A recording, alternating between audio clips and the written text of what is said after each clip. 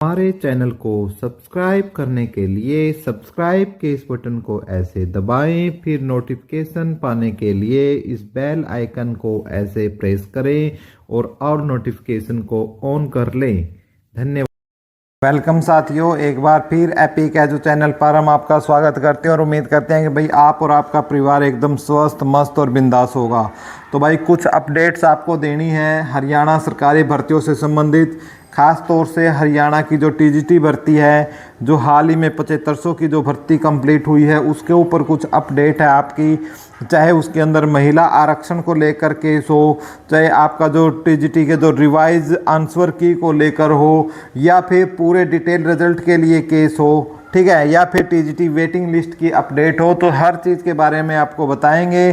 साथ के साथ एक और मुद्दा इस वीडियो में हमारा रहेगा ग्रुप डी की भर्ती, क्योंकि बहुत ही कम यूट्यूबर ग्रुप डी वालों के लिए आवाज़ उठा रहे हैं। ज़्यादातर हर जगह मैं देखता हूँ ग्रुप 56 और 57 के लिए ही आवाज़ उठाने का काम किया जाता है, लेकिन हमारे इस माध्यम से हम अपने हर क्षेत्र में जो भी जहाँ भी अन्याय होगा हम वहाँ पर आपके लिए आवाज़ ज़रूर उठाएंगे, और हमें कोई आपके प्रमोशन या पैसे की या सब्सक्राइब की ज़रूरत नहीं है।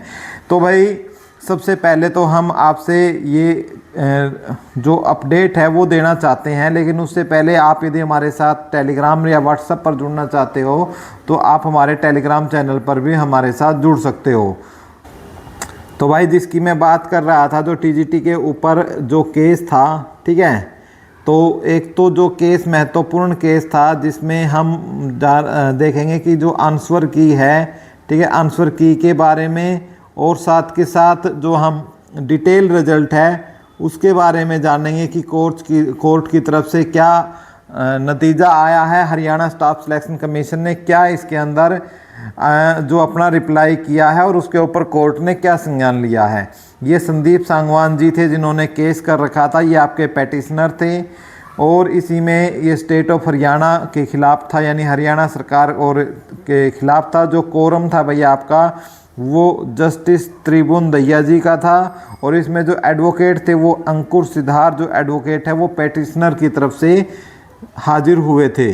तो भाई इसमें हम बता देते हैं कि जस्टिस दहिया जी क्या लिखते हैं। Learn state councils on the instruction received from the secretary of the commissions wide memo this, यानी जो 16/9/2024 को जो मेमो जारी हुआ था उसके अनुसार जो फाइनल और जो रिवाइज आंसर की है टीजीटी की, वो जो एडवर्टाइजमेंट 2023 की थी वो कमीशन ने अपनी वेबसाइट पर अपलोड कर दी है। एक तो ये बात, जो आंसर की को रिलेटेड जो बात थी उसका जवाब एचएससीसी ने दे दिया है कि भाई हमने इसकी जो आंसर की है रिवाइज जारी कर दी है।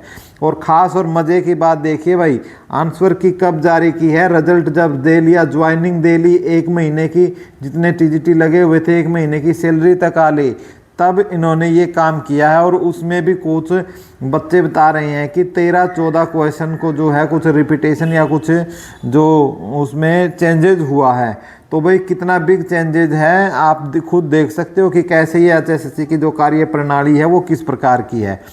उसके बाद देखिए भाई, अब जो डिटेल रिजल्ट है ये नहीं निकाल रहे, डिटेल रिजल्ट के बारे में ये क्या लिखते हैं वो भी देख लीजिएगा आप। यहाँ पर 2 मिनट रुकिए हमारे साथ कि जो डिटेल रिजल्ट के बारे में इन्होंने ये कहा है कि जो मॉडल कोड ऑफ कंडक्ट लगा हुआ है इस वजह से हम क्या है इसका जो रिजल्ट नहीं निकाल सकते हैं, और हम इसका डिक्लेयर या अपलोड कर देंगे 2 वीक आफ्टर द पीरियड। ये कहता है कि जैसे ही mode of code of conduct आपकी ख़त्म होगी तो उसके 14 दिन बाद हम डिटेल रिजल्ट जारी कर देंगे, ठीक है, डिटेल रिजल्ट जारी कर देंगे। सुनिए भाई इनके कारनामे कि किस प्रकार के ये कारनामे कर रही है एचएसएससी।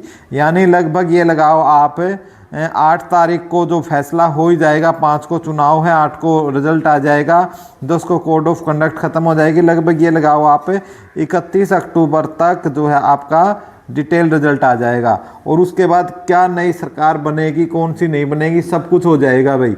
तो किस प्रकार के चाल खेली है भाई, यदि ये बच्चे जो केस कर रहे हैं, यदि ये बच्चे केस जीत भी जाते हैं तो ये अपना पल्ला झाड़ लेंगे, ठीक है। तो अधिकारियों ने पूरा बंदोबस्त कर लिया है बीजेपी का हरियाणा से भगाने का। वैसे तो क्या पता भाजे या नहीं भाजे थी, लोग तो क्या पता वोट दे भी देते, लेकिन जिस तरीके से HSSC जो कारनामे कर रही है उससे ज़रूर लगता है कि बीजेपी की जो विदाई है वो तय सी लग रही है।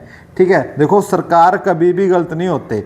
आप मनोहर लाल खट्टर जी के बारे में जो आपने धारणा बना रखी है, लेकिन सच बताओ नो खर्ची नो पर्ची का जो उन्होंने नारा दिया था वो सही है, लेकिन जो बीच में जो ये अधिकारी लोग होते हैं यही सिस्टम को क्या करते हैं, हैंग करते हैं।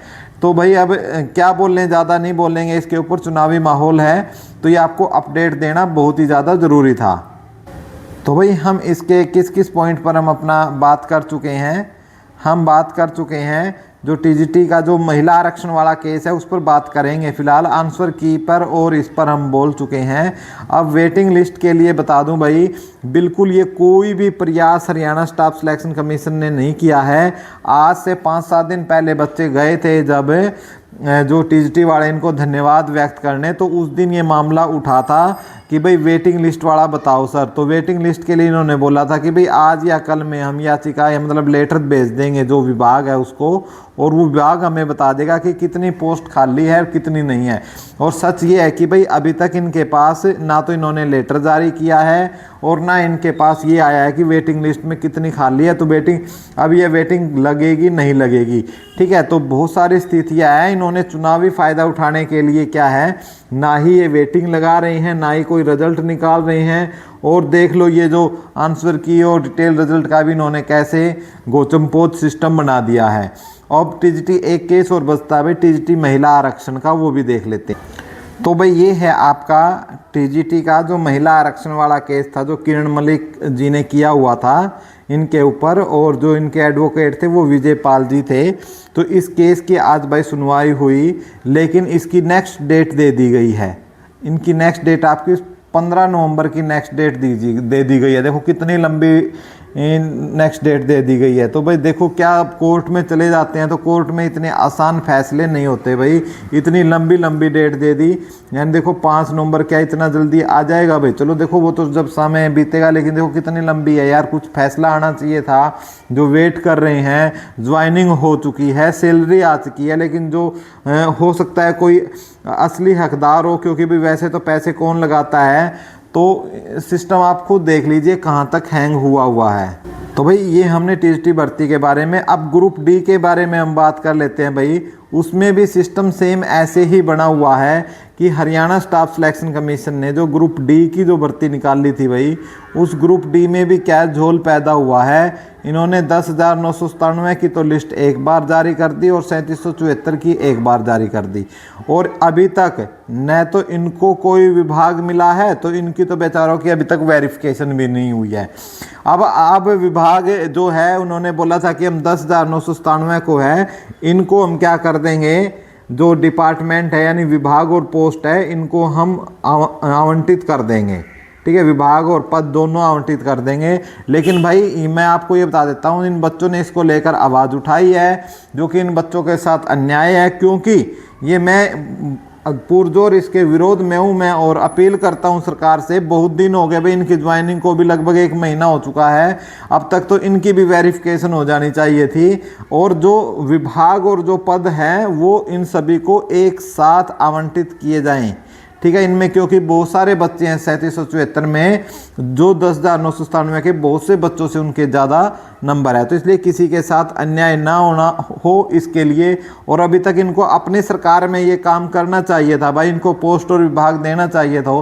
कल को हो सकता है सरकार बदल जाए या क्या पता क्या सिचुएशन आ जाए, तो फिर क्या होगा। अभी तो 3774 जो लगे हुए हैं, इनको अच्छे तरीके से ड्यूटी भी हर एक ज़िले में नहीं मिली है। जैसे कुछ ज़िले ही हैं भाई, जब मैं से बात कर लेता हूँ, जैसे हिसार है, ठीक है, हिसार है, जींद है, ठीक है, या भिवानी के कुछ एक बच्चे जो बुलाए गए हैं। बाकी आप अपने एरिया के बताए भाई किस किस के बच्चों को की जो है वो ड्यूटी लग चुकी है, जो 3774 वाले हैं, ठीक है। अभी तक करनाल कमिश्नरी में तो मैंने पता किया था, अभी तक किसी को नहीं बुलाया गया है, ठीक है। तो ये अपडेट है आपकी।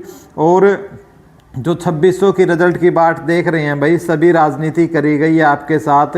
ये लगभग आपकी 10,000 पोस्ट आनी थी, ठीक है, और 2600 की पोस्ट लेकर इन्होंने लटका दी, क्योंकि समय से इन्होंने काम नहीं किया और फिर एकदम से आचार संहिता लग गई। तो आनन फानन में इन्होंने जो भी करा वो सिस्टम कर दिया और बच्चों का सिस्टम हैंग कर दिया। तो इसके और जो 2600 का जो रिजल्ट है भाई, ठीक है, इसको भी इन्होंने अब इनकार कर दिया है कि इसका रिजल्ट अभी नहीं आएगा।